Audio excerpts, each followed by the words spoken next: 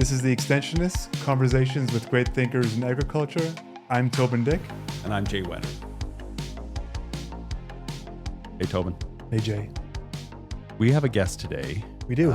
I've never met or even heard of Meaghan Seagrave before. How did you meet her? How did you find her? couple of things. Two-part question in response. That's for our producer. She loves my two-part questions. Meaghan can't be the first one that you've never heard of before. There's been other guests. I mean, probably most of them you have. Hey. Yeah. Yeah. Maybe there have been others. Yeah, there have. But yeah. this one stood out as kind of like, how does Toban know this person? What's the connection? And it's an interesting story. Yeah. It's like Nicolas Cage. Like, why am I not in this movie? You know that SNL skit? Yes. How do I not know this person? This amazing brain. How have I never met her before? Am I not connected to industry within Canada? No, I'm not. But anyway. Speaking of which, I saw Nicolas Cage is in like a new surfing movie, which is just like, it's so bizarre. Like, anyway.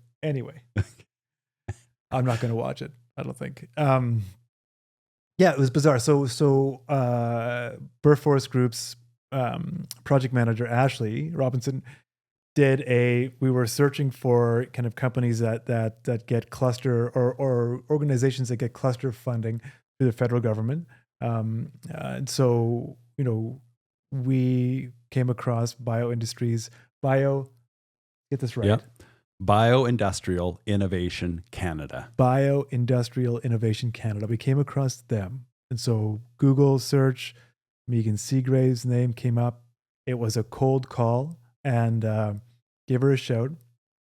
We had a great meeting. Phone call or email? So now, because we were talking about cold calls, so I went with call.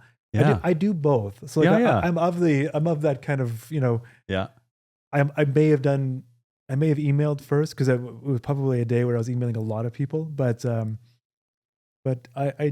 not opposed to picking up the phone. And I do that once in a while for sure. And there's value in that. Oh, for yeah. Sure. Well, I mean, this is a classic example, but what other values? When you think of the value, what are you thinking of? Well, so the value is she got back to me quite promptly and was interested in chatting. And then we chatted and we had such an interesting conversation about what she does and who she is and what she represents for the industry, which, really, really, really excited to get into. And it was one of those conversations where you think everybody needs to hear this. Yeah. Like it's too much for me to take in. I was just being like awash in this new perspective on something that I feel like I know. I mean, not so well. I mean, not perfectly. I know quite well the ag industry and kind of its machinations, right? But this was like, holy cow! This has been going on all the time. Like, this is happening right now. So just kind of cold research and then a cold call. I love it. Mm-hmm. Good lesson for us. You never know what you're going to get. We're going to find lots of future guests this way. I know. So let's get on with the conversation. We're the Extensionists, and we are going to chat with Meaghan Seagrave. Enjoy.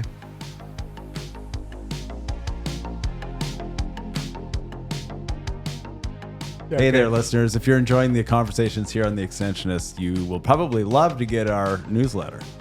Yeah, it's the best way to stay connected with us, with Jay and myself, yours truly.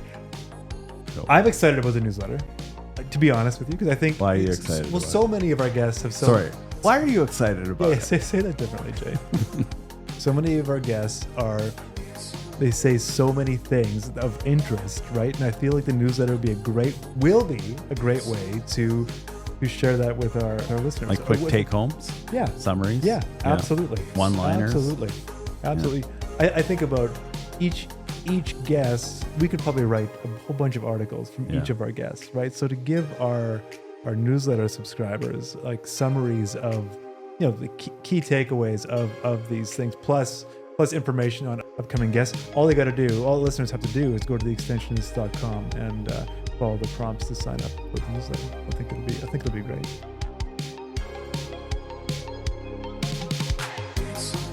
All right, our guest today is Meaghan Seagrave, who's the Executive Director of Bioindustrial Innovation Canada. And before we get into Bioindustrial Innovation Canada and chemistry and extension.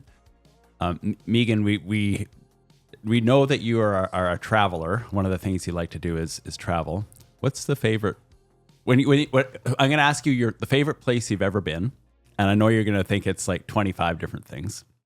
But when someone asks you that question, what's the first image that pops into your head? The Port of Rotterdam, which probably sounds like an odd response, but I really like the industrial nature of ports. I like the industrial nature of just industrial economies. And Europe is filled with them. Belgium, very industrial economy. Love traveling through Belgium because you've got this old world, old city. You're wandering through the streets. You might as well be in Paris. And then the next minute you're along a riverfront and it's heavy industry. And that to me is really cool. I like driving the highways and the back countries of these countries and these regions, and stopping at biogas plants and knocking on the door and going, "Hey, hi, I'm a lowly Canadian and this looks really cool. Can you tell me about it?" Tell me about your biogas. Yeah. So have you done that? I have done that. Can you share a story where you just like walked up to a place that you thought would be interesting?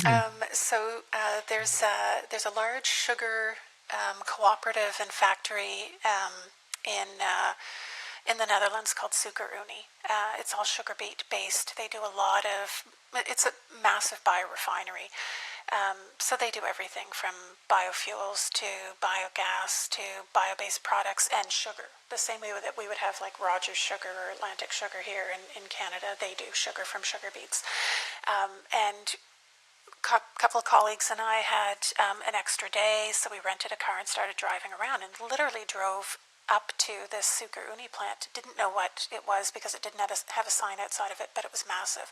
So we drive up to the gate, and I roll down the window, and this security guard is like, in Dutch, he's like, "What do you want?" And I was like, "Hi, we're Canadians, just curious what this is." I said we were out for a drive and wanted to know. And he's like, "Oh, it's a sugar beet plant." And of course I was like, "No shit. Any chance we could meet someone?" And they were like, "No, we're closed for retrofit, and they take like 2 weeks or 3 weeks every year where they shut the plant down, they clean everything, they do all the maintenance and upkeep." And I was like, "Oh, that's really too bad." I said, "Is there anyone here that we could just talk to? We've come all the way from Canada." And just to see Suiker Unie. Well, maybe not for that, but so he makes a few phone calls, and then the gate opens. And we drive in, and this gentleman, one of the VPs, comes down, and he's like, "What are you here for?" And I said, "Well, actually, we just happened to be out for a drive and happened to buy. We are chemists and engineers, but we're from Canada, and this is the area we play in." And he's like, "Oh, do you want a tour?" And I said, "Absolutely." So he made us lunch. We had a tour. We had coffee. We were there for about 3 hours, and it was brilliant. And all it was, "I wonder what this is. This looks really cool. Let's knock on the door and see who answers." So. What a great tourist approach. Oh, so just back to the Port of Rotterdam. Yeah, I'm curious too. Yeah. Like what is, I've been through Rotterdam. I've been to Amsterdam, but Rotterdam is not necessarily high on the list of tourist places for people, but it is for you because you love ports. So describe for me what the Port of Rotterdam looks like. So the Port of Rotterdam is probably the second largest port in the world, second or third, and continuously growing. The interesting thing about the Dutch is, the country of the Netherlands started off this big, and as they use their technologies for water displacement, it's grown to triple its size. So it's actually a physically growing country, and consequently the Port of Rotterdam is actually growing in size. And it was probably the world's largest petroleum-based port, and they're now about 30% bio-based, and they're moving towards being completely sustainable and net zero by 2050, if not sooner. So massive transition. They are also the one of the number one ports where Canadian biomass, primarily in the form of chips and pellets, is exported into and then redistributed into Turkey and the UK and other regions. But the other interesting thing about the Port of Rotterdam is they are all about sustainability. They have a massive roadmap that they are building on to net zero and sustainability, and it's been underway for 20 plus years. So we as Canadians are far behind, have a lot to learn, but they also reach out. So they have partnerships with probably half a dozen ports and regions across Canada to share their learnings, share their best practices, and share what they've done, with the hopes that they can develop additional partnerships here in Canada and North America. Yeah. Do you get a sense that we're listening here in Canada? There are some regions that are taking steps and initiatives to do that. I wouldn't say all of them. We shackle and handcuff a lot of our ports because they are economic drivers and naturally economic developers, but that's not the mandates that they've been given. So they don't often have the tools and the resources to play that role, and there's an expectation from the regions and the provinces that they're in that they do play that role. So it's about connecting those dots and understanding how we can better support the opportunities to align across sectors, industries, utilize the assets that we have. You said the ports, their mandates aren't economic development in Canada. No, they're not. What are their mandates? Just to move stuff around? Yeah, essentially, to support the leaseholders and those industry players and stakeholders who are utilizing those assets to do trade. And that's it. One of the things that I wanted to talk to you about later on, which we'll get to, which is really exciting because I love that you think about this, is Canada's productivity issue. And part of it this is one example where we kind of shackle institutions and industries with, this is what you're supposed to be doing. You just do that. We'll leave innovation up to someone else, and usually it's nobody. But anyway, so this will be exciting. But before we get there, we need to know about what Bioindustrial Innovation Canada is. I've never heard of it. I attempted to explain it to Jay, but I think we should leave that explanation out of this podcast entirely and go with yours. Yeah. We're kind of a complex organization. We get siloed as a bit of an accelerator. Our focus is green chemistry. We've been around since 2008, started in Sarnia, Ontario, and have expanded nationally to build out additional bio-based or industrial bio-based clusters. We develop programming and support early stage, and by early stage I mean like pre-seed and seed investments into bio-based technologies and technologies that fit along a green chemistry value chain. So think about any product that gets created from the oil and gas sector. You've got fuels and energy, you've got primary chemicals, polymers and chemicals, semi-finished goods, finished goods, etc., all along that value chain. All of that can actually be displaced or replaced by bio-based inputs coming from agriculture, coming from forestry, and in some cases even marine and fisheries, biomass and feedstocks. So we play along that value chain and develop programs to help those early stage companies that are building those technologies to defossilize or displace those fossil-based inputs and decarbonize across industries. Programs that will help them overcome commercialization hurdles and become investment ready and bring investment into Canada to allow those innovations to scale. Which is maybe another reason why you like the Port of Rotterdam, because you said it's 30% already bio-based energy there. Yeah. They are essentially defossilizing. Yeah. What is green chemistry, and why? What is it about chemistry in particular that's so important? What is it about that science that is key here? So when we think about like oil and gas is all chemistry. It's chemistry and engineering. and chemical engineering, a combination of the two. The foundation of Canada's economy is mixed, and it's oil and gas, ag, forestry, fisheries, and marine. That's essentially it. We really don't have much else. When you start to look at things like automotive and aerospace and IT, they are fractional compared to those industries.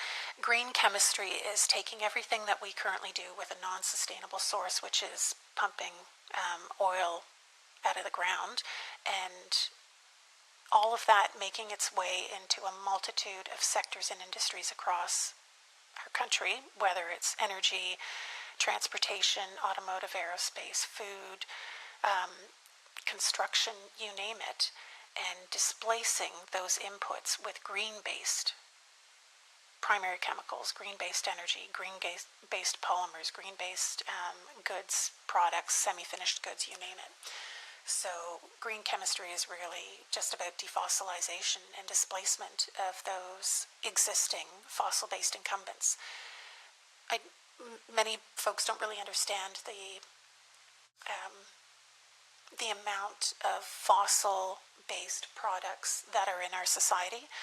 Likely the couch you're sitting on contains significant amount of fossil-based inputs, the clothes you're wearing, the microphones you're speaking into, the carpet underneath your feet, the walls around your building, the paints that coat them. So the technologies that we support are about identification and validation of technologies that are going to displace and remove or displace the incumbents of those fossil-based inputs. So using the resource-based sectors that we have, which is agriculture and forestry for the most part, and a little bit on the marine and fisheries side. How closely do you get involved in those projects, those innovations? How hands-on are you? We are very hands-on, so we're not your typical accelerator. We're not going to help anyone. I shouldn't say we're not going to, but we don't traditionally help people build a business plan or do their market intelligence. We can support that, but that's not our area of expertise. We are chemists and engineers and chemical engineers for the most part. So we're good at identification and validation, and then understanding what it's going to take to build and scale that technology and turn it into a pilot or a demonstration or a scaled up commercial-based facility. And then we embed our resources. So my staff get embedded into these companies in roles where they help them overcome those commercialization hurdles that we know they're going to encounter, because we all have experience building these types of technologies. Well, that's really interesting. So you're embedded the way the CFIA embeds a vet into major animal processing facilities.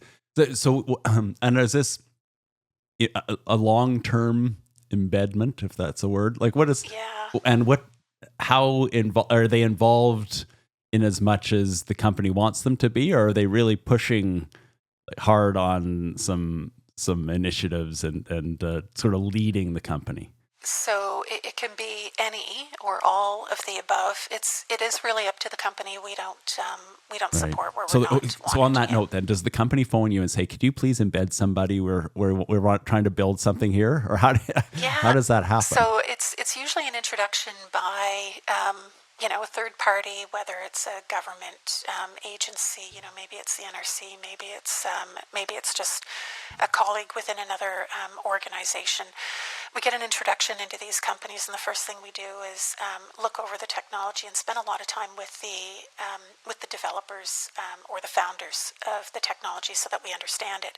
And if we believe that it has legs from a technical perspective, we are able to validate it, and we think that it's got promise and opportunity from a Canadian perspective, keeping that IP here, the opportunity to adopt or adapt that IP for existing economic opportunities, regardless of where they are in Canada. And then we work with those founders to help them understand the hurdles that we think that they are going to encounter as they start to scale up. So a good analogy would be baking a cake. If you are baking a cake at home, maybe it's a box cake, you follow the instructions, everything works out perfectly. You go to double that cake. It may be 2 boxes, but the instructions are going to change because the chemistry changes as you scale things up. So maybe the first box required 2 eggs. You add a second box, you may only require 1 egg, or you may just require a yolk and 2 whites. So those are the types of hurdles that these companies encounter as they begin to scale those technologies. And we essentially help with validating what those hurdles are going to be and then helping them overcome them. We don't handhold per se, but we are there to support, we're there to advise, we're there to share our own knowledge and expertise, bring others around the table. As a team, the other sort of interesting play is we get together every couple of weeks as a team. We talk about what we're working on. It's a cone of silence, but it's also an opportunity for everyone to say, we're running into this hurdle, or I've been asked to build something, and I've never built anything like this before. Has anyone else built one? Oh, others around the table put their hand up and say, oh, I built one, or I've got some designs that might help. And if you want to pass by any drawings, or if you want me to help do any calculations, then we freely sort of share that knowledge and expertise around the table so that those embedded assets all go back to the companies to relay and support the initiatives that they are taking on. So in your experience with all the people that you've worked with, all the companies and startups and whomever you've worked with, are there quite a few shared hurdles? Or are there? Yeah. Can you walk in and kind of guess what their hurdles will be? Yeah, I wouldn't say it's a guess per se. Every one of them is going to be slightly different. But when you've scaled, if you're talking about metallurgical technologies, or if you're talking about technologies, they're all, everything has kind of a chemistry base, or at least where we play has a chemistry base. So you can see what is going to be needed and likely what is going to happen. You still have to walk through those stages and those steps to validate that at each one of those stages. This is nothing like, creating an app in your mom's basement while you eat pizza, and 12 months down the road you are revenue generating, and 72 months down the road you are selling your company for a couple million to a group outside. This is heavy capex, hard tech, significant commercialization hurdles, displacement of existing incumbents. So you've got industries that may not be open initially to adoption and adaption of these technologies because we haven't had the urgencies within Canada to push those industries to change. But there's an absolute need, and then the ability to kind of connect that back to our resource-based sectors, to me, is just a no-brainer when we talk, or I say we, when Carney talks about, the one Canadian economy and nation-building projects. This is it, and this is what we've been doing for the last 15 years. Yeah, and do you feel that you have a good sense of all, you talk about your interest in components, at an early stage in your career and how they all play together. In your mind, do you have a pretty good picture of how all these components in Canada work together and how that all looks, how that landscape looks? I think so. I would never propose to be an expert at anything. I think I'm a little bit of a generalist in the true sense. But if we think about, I talked about silos and mandates, and you asked that question early on. If we go back to our funding programs, whether they're provincial or federal, they're all siloed, right? And they're siloed either by sector or they're siloed by industry. When you're dealing with value chains and the technologies that we deal with, they don't fit into any of those silos. They tend to be cross-sectoral in terms of the feedstock opportunities. They also tend to be cross-industrial in terms of their nature and applications. So an opportunity that may exist for lightweighting could also be beneficial to construction, could be beneficial to automotive, could be beneficial to aerospace and defense. Yet, when we look at the way programs get funded, both provincially and federally, AFC deals with anything starting with ag, but they don't have a mandate for economic development. NRCan deals with anything starting with a forest resource, but they don't have mandate for economic development. ISET has the mandate for economic development, but the RDC, RDAs across the country, the regional development agencies across the country, all have their own focus areas, and most of them don't touch ag, forestry, fisheries, and marine because they believe those fall under AFC, NRCan, and DFO. So you've got these big disconnects, right? And then you've got these technologies that end up falling between the cracks because they don't fit. It's that square peg round hole kind of analogy. Yet these are opportunities that can industrially transform so many of probably all of our manufacturing industries in this country. Well, you're from New Brunswick, Meaghan. Yeah. And I'm just thinking of you talked about displacing incumbents, and I think about Irving Oil's refinery at St. John, and then the green chemistry, biofuels. Are they at all? I mean, this is my mind is kind of racing around this issue, but. So does Irving have any vested interest or interest in pursuing biofuels? If not, then we've got to ramp up biofuels to the stage where they're displacing Irving. And then so just to round out the scenario a little bit more, who on this, you just mentioned these government agencies. So the biofuels fall under agriculture. They fall under NRCan, actually. And they fall under NRK. Okay. Wow. All right. So there's nobody who really takes full responsibility, or if it's really that siloed, is NRCan trickling down into the agriculture industry? You're shaking your head for people who are only listening. Yeah. So how do we walk through this massive issue in Canada? Yeah, what's the solution? How do you push us toward a solution in that scenario? So you've got a handful of questions in in there. With regards to Irving, they're actually a really interesting. I think they're a really interesting organization and company, quite closed and siloed in and of themselves, but they're an international trading entity. So they already trade in ethanol. They trade in renewable fuels. They trade in all of those. So they're fully aware of what that landscape looks like and the opportunity and the future of oil and gas. They're looking 25 and 30 years out every single day. The other opportunity around them and their assets is refineries are refineries. Whether they are fossil-based or whether they are bio-based, they're refineries. So there are residuals and waste streams that refinery in St. John creates that could be utilized and brought into other industrial-based processes. St. John is a massive energy hub opportunity.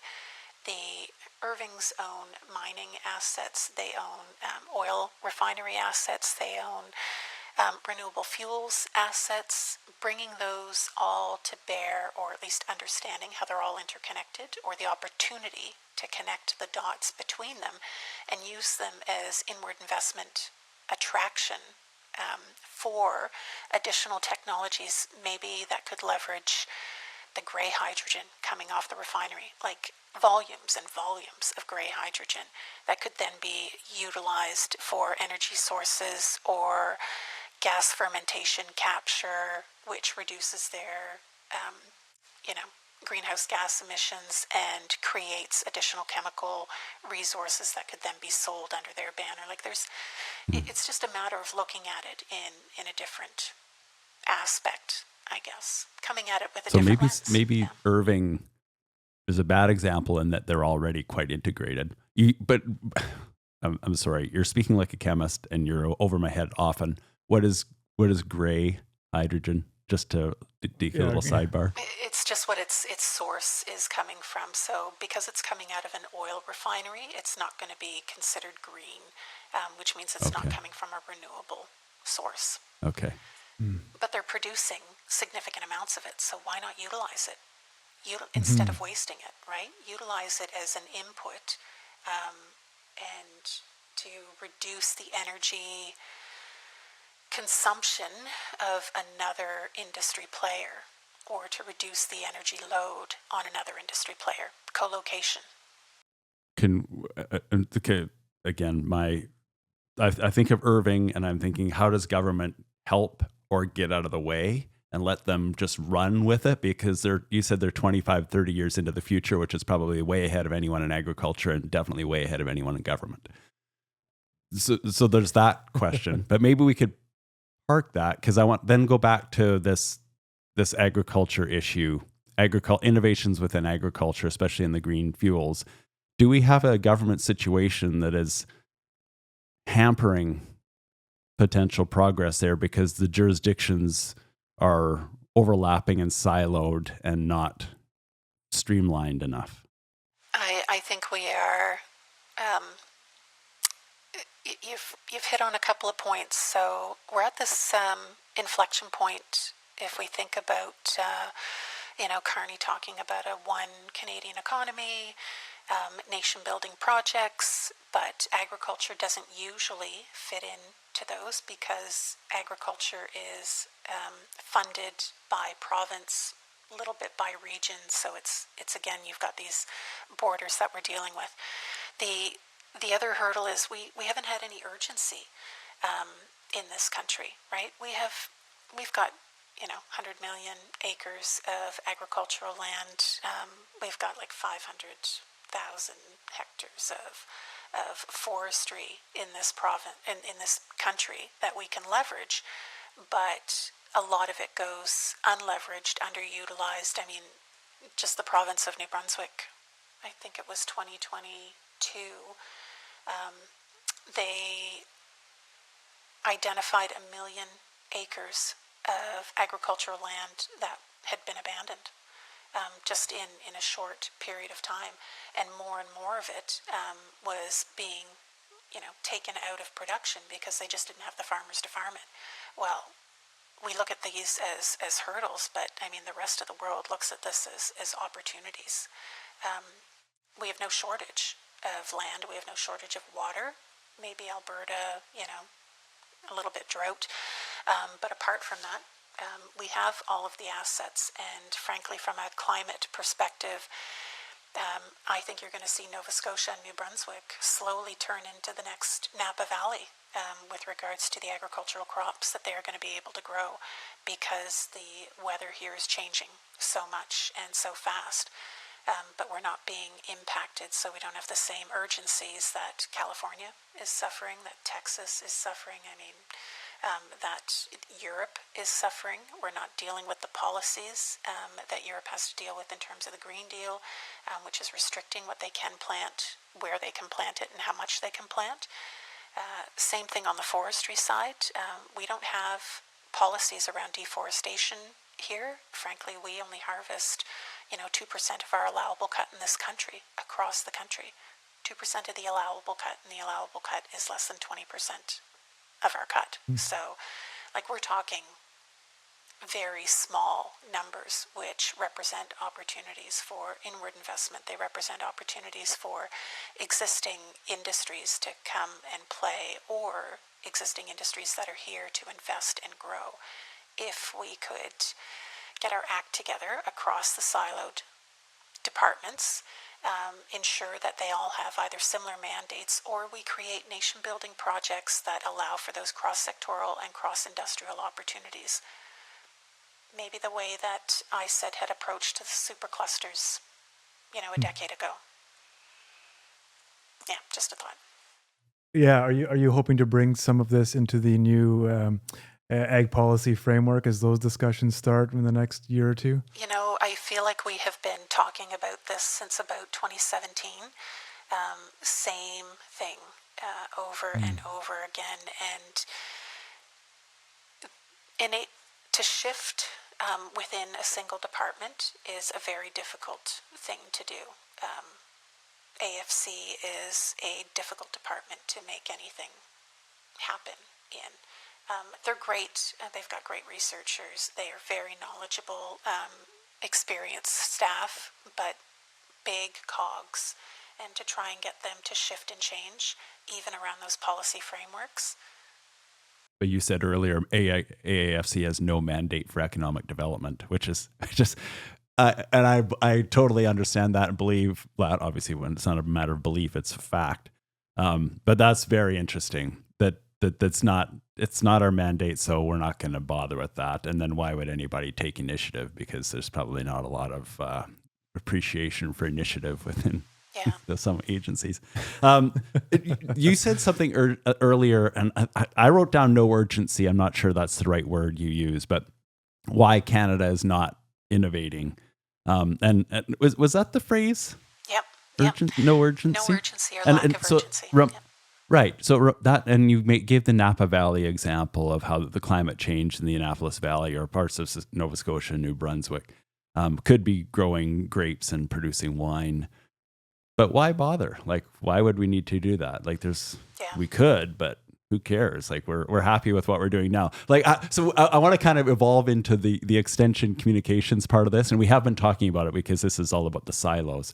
But how in the world do we move from complacency, which seems to be a Canadian trait in large parts of the population, complacency to urgency? Like, how do we get at the root of Canadianness when it comes to industrial development? Yeah, and what's the opportunity for, you have Nova Scotia, New Brunswick, and Annapolis Valley, great opportunity there potentially. What's the opportunity for producers here, say even in the prairies? Is there a way, farmers can modernize or that's imputing too much, but change anyway.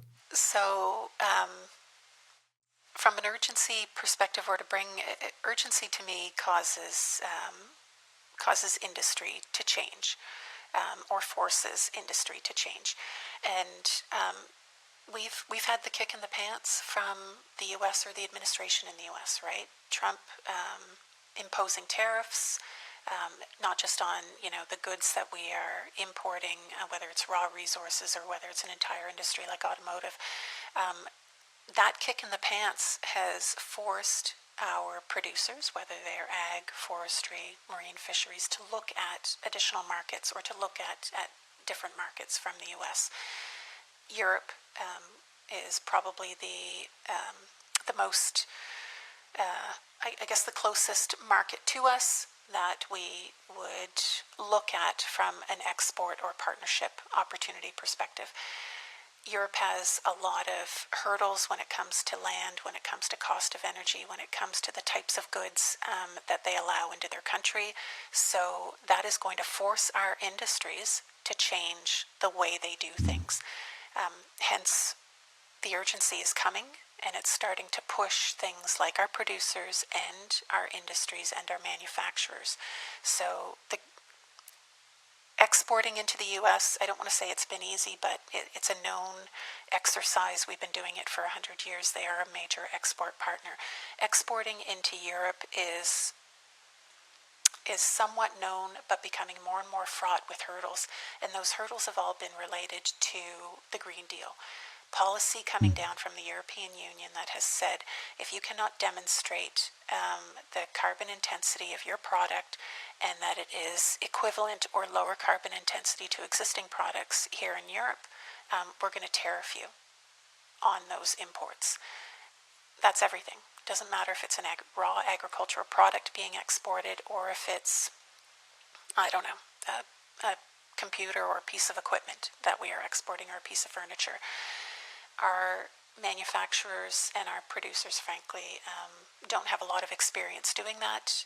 They haven't been forced to do it. They haven't even had to really think about it.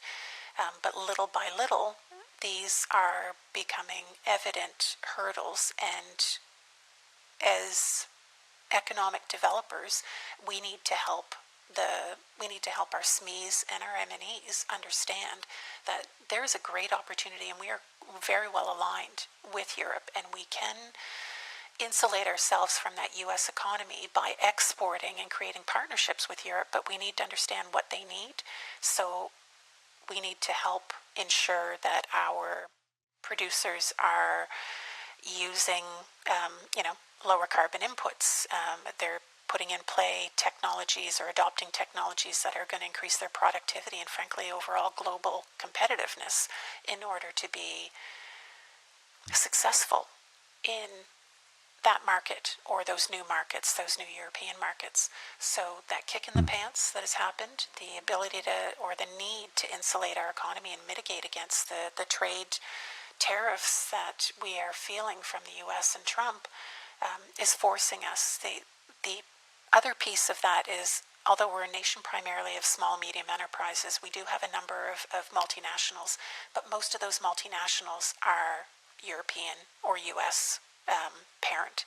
And the European parents, because they have been forced to adopt technologies to increase their productivity, to lower their energy demand, to lower their overall carbon intensity, those parents are starting to force the industries here in Canada, who are their subsidiaries or child companies, to adopt those same technologies, or at least take measures to reduce their own carbon footprints. So we're kind of getting it from both angles, but in essence, it's going to force Canadian companies to increase their productivity and support or result in global competitiveness. So just a term. So you said SMEs or SMEs and MNEs. Yeah. So small and medium enterprises. And then were those multinational enterprises, Correct. MNEs? Yeah. Okay. When you were saying just shifting from selling to the US to selling elsewhere in the world, I was thinking, well, that's not innovation. That's just changing your markets. But then you talked about, if you want to get into the European market, which is a higher end market, would in theory be a desirable market, it will require some innovations to meet with European standards. And I often feel like we're averse to that. We're thinking, this is what we grow, you can take it or leave it. And Europeans, they're going to leave it. But if we want that market, we kind of have to listen to what they're asking for. And I guess with some pushback, there's always negotiation. And I think, but our default in Canada, especially in agriculture, is that the US is not going to buy it. Then we're going to go sort of steadily down the line of people who just take whatever you got, but they're price sensitive. Yep. But if we want to go up the line, that's where we're going to have to innovate. And I say, okay, well, this is interesting. So from a communications perspective, or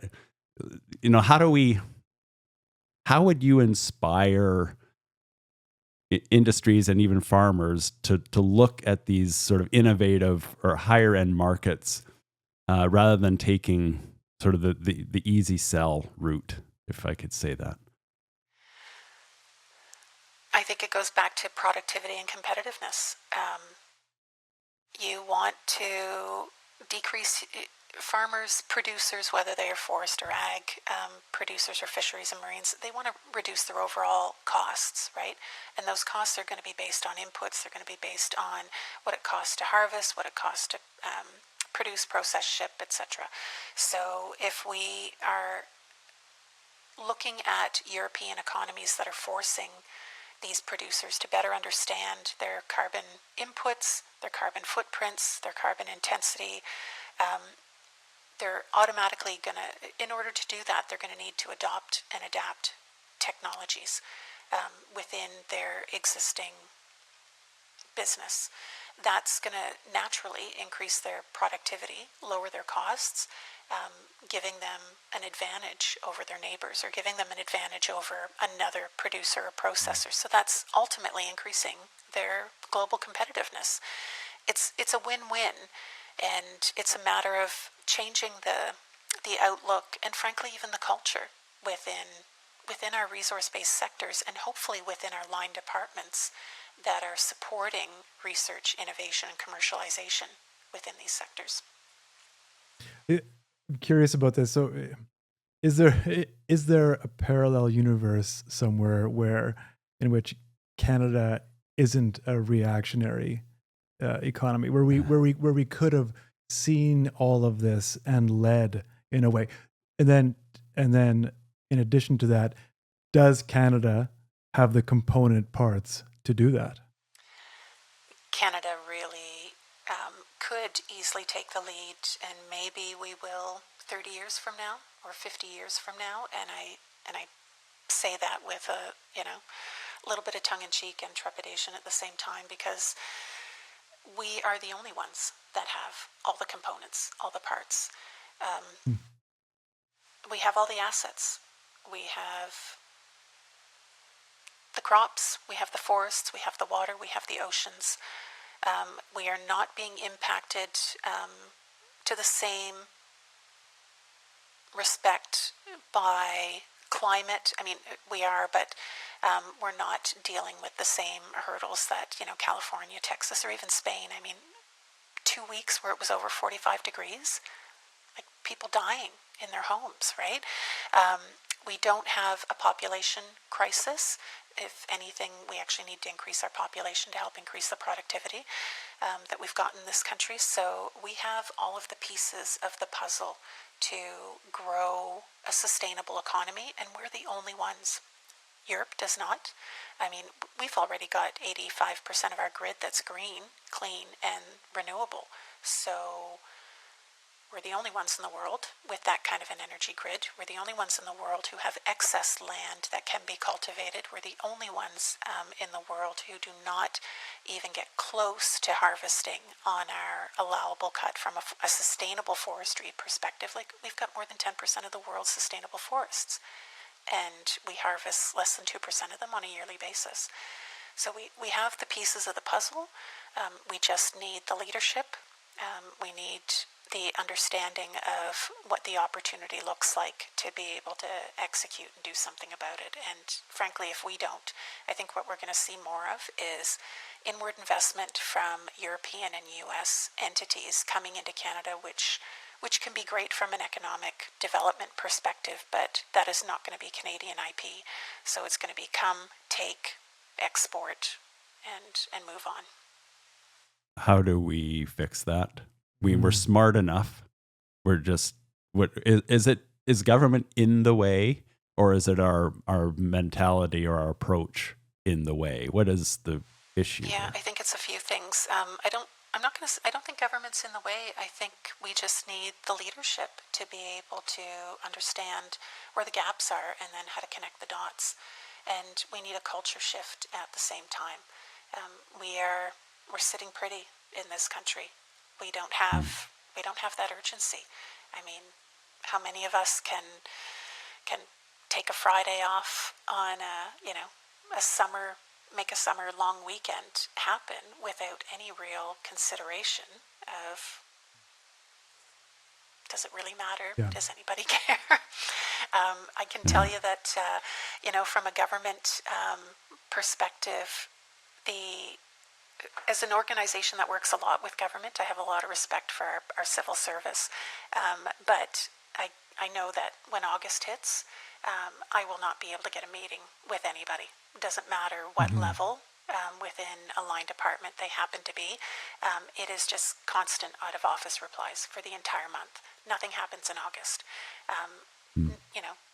We might as well be dealing with academic institutions where once May hits, you're not going to get a hold of anyone until late September, early October. Like, everything comes to a halt or a standstill. So we need the leadership, we need the culture shift, we need the vision, and we need to be able to tie the leadership to the vision, create a culture shift within our government entities, both provincial and federal, to see this real opportunity and to turn Canada into a leader. So you asked your question, but I have a leadership question, but you go first, Toban. Okay. I have a two-part question. Okay, So that's good. Go for you're it. giving me the mic for a while here. No, I'm just kidding.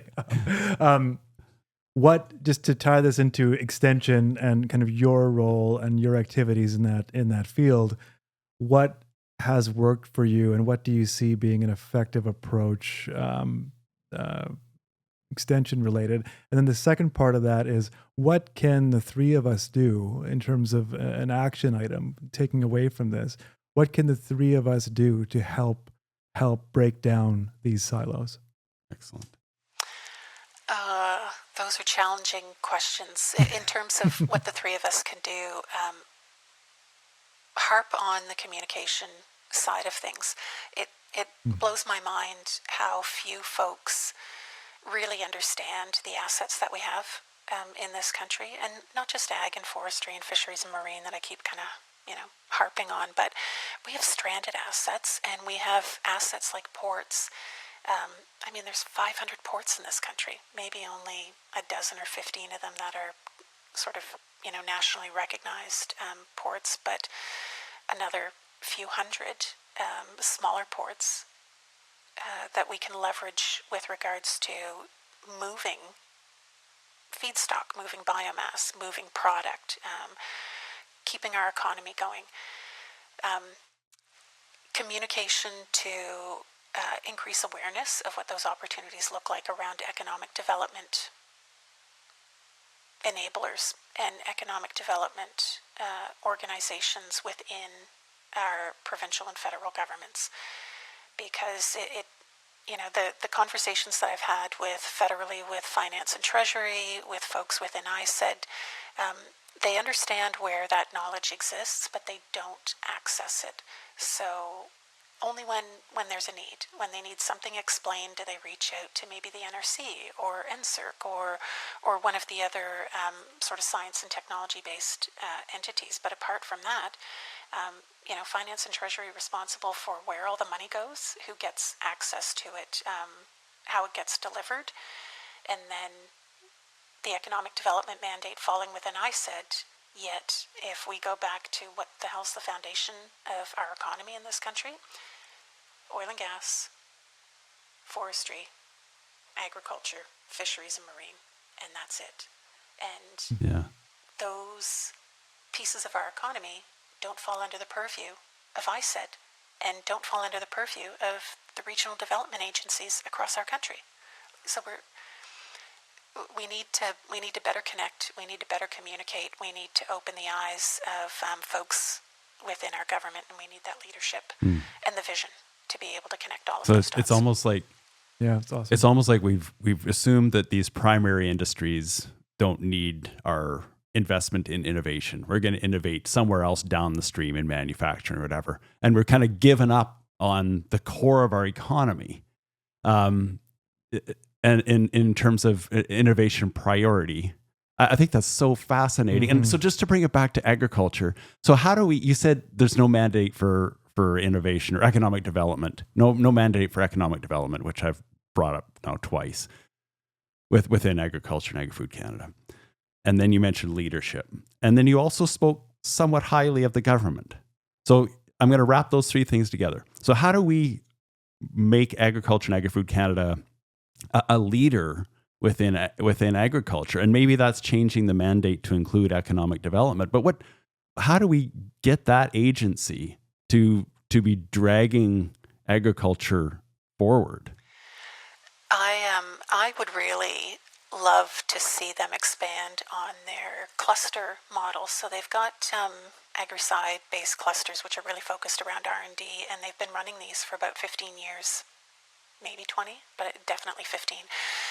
And they've been successful at that early stage identification and somewhat validation around some of these technologies. So coming out of academic institutions, maybe there's an early adopter, but the technology isn't completely validated, and it's definitely not at a commercial scale.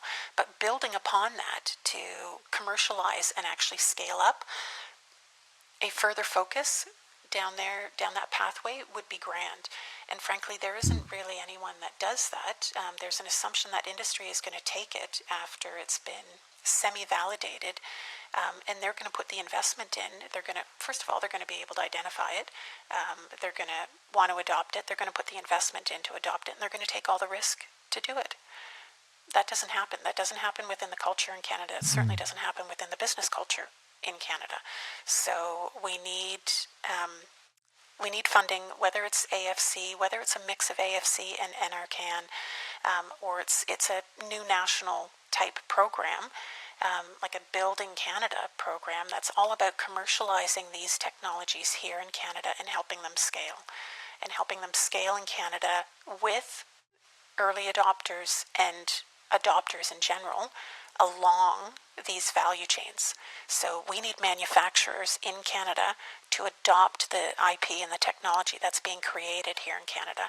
And if that means de-risking it from a procurement perspective from government, then we should be initiating those incentives. If it means putting ICTs in place to de-risk the business environment to allow these technologies to grow and to allow those early adopters to invest in these technologies and take them on, then so be it. I mean, why it takes 5 years to develop a tax credit in this country is beyond me.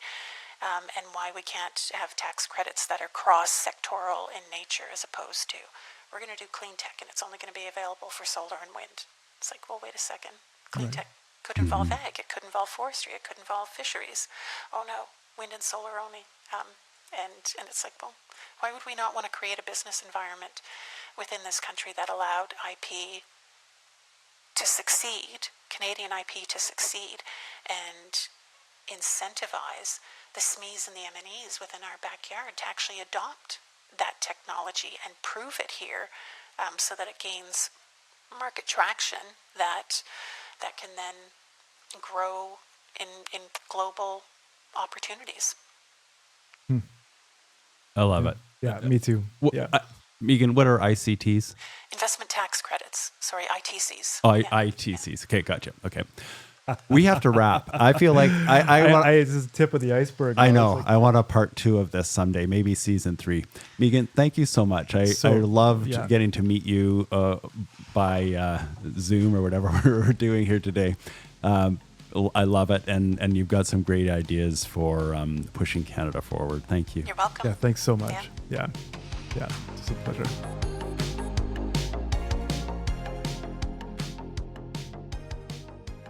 Do you like what you're hearing and want to support the Extensionists? If you are an agriculture company or association looking for a powerful way to get your message in front of Canadian farmers, then partner with us. Our listeners are farmers from coast to coast. When you advertise with us, your brand isn't just another commercial break. It becomes part of our story. Ads on the Extensionists are personal and trusted. Our listeners value what they hear on the podcast. Whether you're looking for a 60-second ad somewhere throughout the podcast, or even an exclusive episode sponsorship, we have options that will work for you. So if you're ready to get your message out there and connect with farmers across Canada, let's talk. Visit theextensionists.com for more information. Toban, fantastic conversation. I love talking with Meaghan. She's got a fire in her. Oh yeah, soft spoken. Yeah, but there's some energy there that I think the country really needs, and just a wealth of information. Yeah, and just her perspective on how this all works, how all the pieces, like components, right? Like she's been interested in components her whole life, her whole career, and you can see it, right? Yeah. And what a resource to draw from. That she has a picture of how these pieces all fit. Yeah, that's quite something. What was your key takeaway?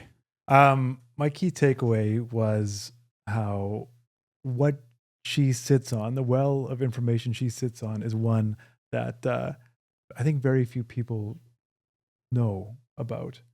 And then the second one would be, I like when I asked her about what it would take for Canada to not be a reactionary economy anymore. She said, we have the component parts. We have the components to lead, and very few other countries do, but we have it. Yeah. And I think no urgency. I think that, so with these other elements, we could. Yeah. Anyway, those are my. But to your question though, she did say communications. She did. So when I asked her how can we change that? How can we become that?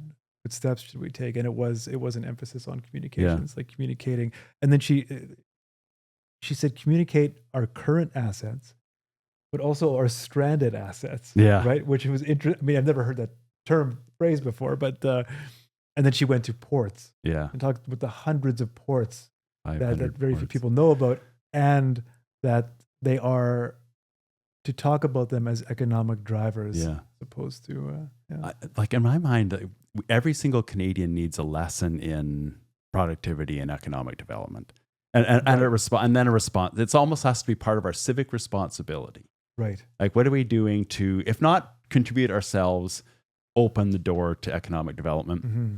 And then, so my key takeaway is this: Agriculture and Agri-Food Canada has no mandate for economic development. It has a mandate for research, but boy. And it comes back to like the old agronomy. Agronomy is agriculture plus economics, right? And I think if we can slot economics into almost every part of our society, including Ag Canada, like every research project needs to show, okay, how is this going to help make farmers more money, or help make processors more money, or reduce costs, et cetera, increase profit. And I think that sort of economic development mandate, if it came from the top at Ag Canada, would be so helpful. So my key takeaway, and I'm going to start making some phone calls, is how do we get a mandate shift at Agriculture and Ag-Food Canada to think about economic development? And if not, coming up with the ideas themselves, then at least making it easier for the researchers to talk about it, and for agriculture in general to be thinking about that. That's my takeaway. Yeah, and I think that's a really good one. I think we could take a little bit of what she has said, or we could draw from this interview and create things in terms of like a really practical approach even to this podcast. Like create materials based on this and focus them at AAFC or at the people who need to hear these things, right? We're gonna call them silo busters, and it's gonna be like a rocket launcher that fires this thing into these silos and blows them up. Or we could be dressed up like Mythbusters, kind of, but we're silo busters. Yeah, silo busters. Okay, well, so this is our next live presentation. Will be the silo busters. Yes, we'll come in uniform. That's right. This has been the Extensionists podcast. I'm Jay Whetter, and I'm Toban Dyck. Till next time.